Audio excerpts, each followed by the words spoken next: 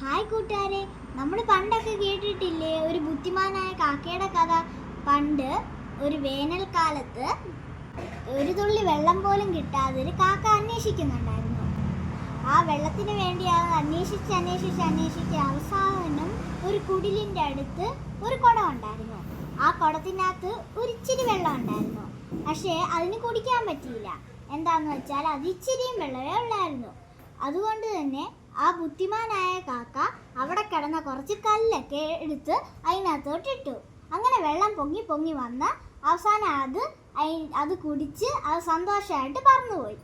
ഈ കഥ സത്യമാണോ അതോ ആരെങ്കിലും നമ്മളെ പറഞ്ഞു പറ്റിച്ചതാണോ നമുക്ക് അറിയണ്ടേ? അതിനായിട്ട് നമുക്കൊരു എക്സ്പെരിമെന്റ് തന്നെ ചെയ്ത് നോക്കാം. അതിന് വേണ്ടിയിട്ട് 3/4 ഭാഗം വെള്ളം എടുത്തിട്ടുണ്ട്, പിന്നെ കുറച്ച് കല്ലുകൾ എടുത്തിട്ടുണ്ട്. ഇത് ഓരോ കല്ലുകളായിട്ട് ഇതിലോട്ട് ഇട്ട് നോക്കാം. ഇത് പൊങ്ങി വരുമെന്ന് നമുക്ക് അറിയണ്ടേ?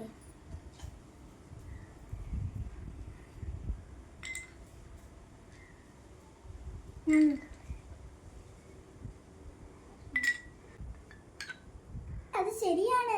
നോക്കൂ, ഇതിനകത്തുള്ള വെള്ളം ഫുള്ള് പൊങ്ങി വന്നു. ആ കാക്ക ബുദ്ധിമാൻ തന്നെയാണ്, ആരും